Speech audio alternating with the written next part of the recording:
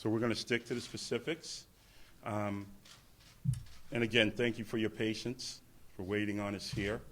And good evening. I'm Commissioner William G. Gross. And here with me this evening is Superintendent-in-Chief Greg Long with Superintendent Paul Donovan. We also have with us Deputy Marcus Settings and Deputy Sharon Dotton and Transit Chief Kenneth Green. Wow, folks, we've had an extensive investigation into a missing persons report of Olivia Ambrose. And on Sunday, the 20th, the Ambrose family reported Olivia missing. As a result, we conducted an extensive investigation,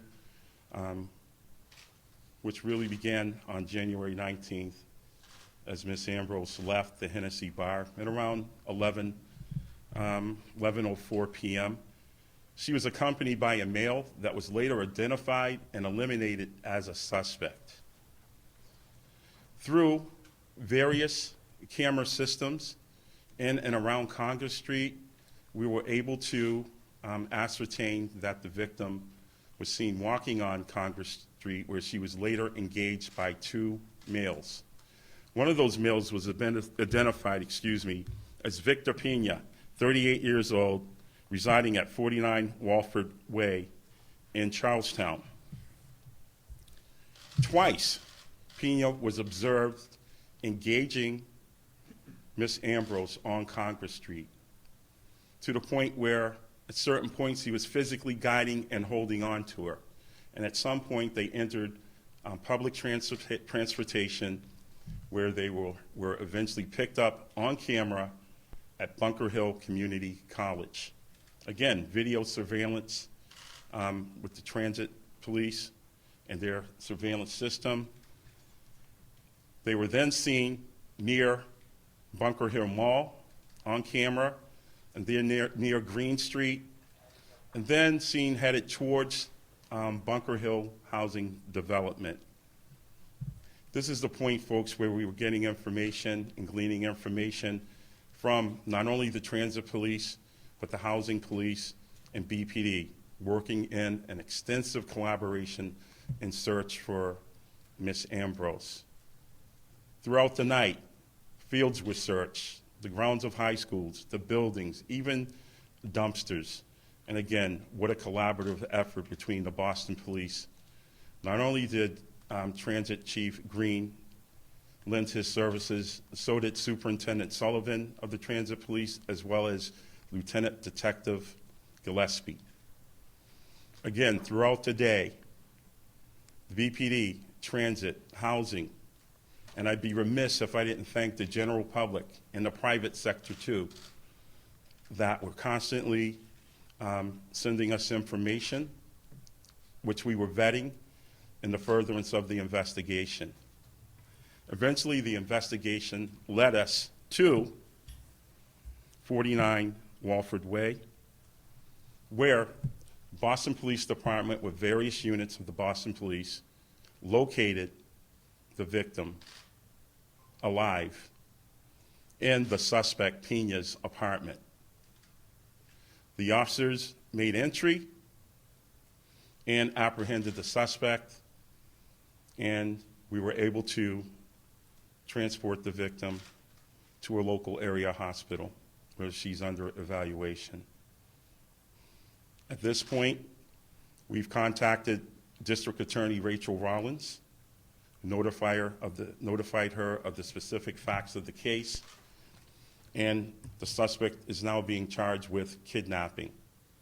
This investigation is ongoing as we have to interview Miss Ambrose, so additional charges may follow. Again, I can't thank the public enough, the Ambrose family. You never gave up on your sister, your daughter, your loved one, and the people of Boston never gave up either. As not only did they send us every tip possible that we had to vet, but words of comfort and support. And guess what, folks? This isn't just in this case.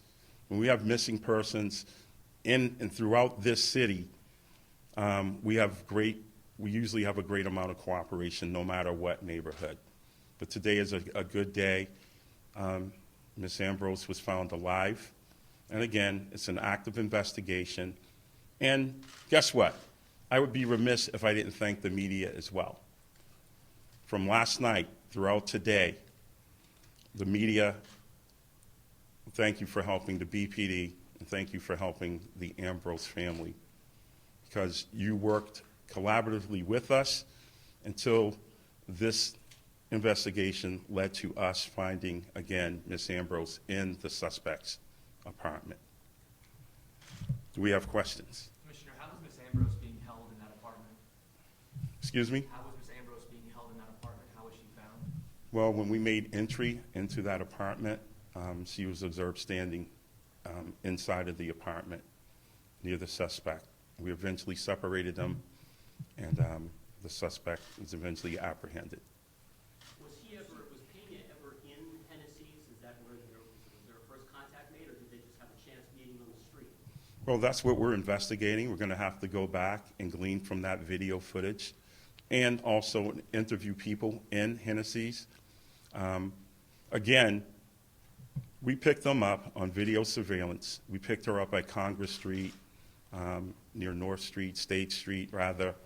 And again, the suspect and another male that's not identified at this point, who's probably a witness, we don't know yet. We still have work to do, folks.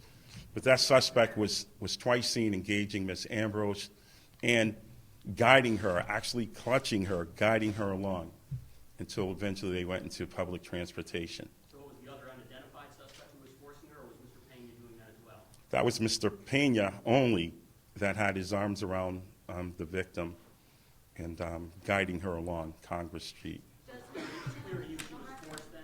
Hold on, folks, one at a time, please.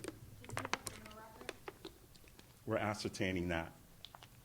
So in the apartment, was she found tied up, or is there a way you can characterize, since she was kidnapped, is that because you saw his arm around her in the video, or was there something in the apartment? It's obvious from the video surveillance that she did not go along willingly. Was she resisting? Let's just say she wasn't in a physical state, to possibly acknowledge going along with Mr. Pena. Did she seem inebriated? Was she stumbling? What did she look Again, that's an active investigation. And again, we want to make very clear that it's still an active investigation. And in consulting with the district attorney, we know that we have the right charge. Was she being couple more questions, folks? Couple more questions. Didn't hear you. Was she being held by any weapons at any point? Were there any weapons? We did not see any weapons. But of course, we have to, as a result of a furtherance of the investigation, ascertain from the victim exactly how she was being held, or if there were any physical threats of violence towards her, her family, or anything of that nature. What's Olivia's state now? What's her condition? She's being evaluated at a local area hospital. Is she in good health? Is she hurt? How's she doing? She appears in good health. But as for state of mind, I cannot attest to what state of mind. Yes. Did you have to force entry into the apartment? Did you have to? We did not break down the door, but I tell you what, in our canvas, everywhere we went today, we knocked on doors and we knocked on doors and we knocked on doors. And again, the investigation led us to that suspect's apartment, and the officers were very diligent in their service, and they kept knocking on that door. And eventually, we did not force entry. The suspect opened the door. And then we observed the victim, and then we made entry. One more question, one final question. Do you have a motive He didn't yet? get a... Do you have a motive yet? The reason for No, this we do happening? not. We do not. What questions do you still have in this investigation? We want to know who that other suspect is, or if he's a suspect, he could be a witness. We don't know what his part was, but we did see him on the video. As well, we'd like to know if the suspect was in Hennessy's, all right? And again, if anybody has any information, this is still an active investigation. Please contact us at 1-800-494-TIPS. Give us any and all information that you have. And of course, down the road, we're going to look to see if there's any other victims that could have been abducted in the same way or if there's any other report of crimes that we can look at to see if they match the actions of this suspect or any others that would do this. Final question here.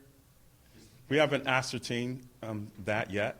Again, active investigation. And here's one thing, folks. We've been in law enforcement for years and years and years. Certain things that you can say at a press release can jeopardize the integrity of the investigation and and the statements could be deemed as prejudicial against that suspect's defense.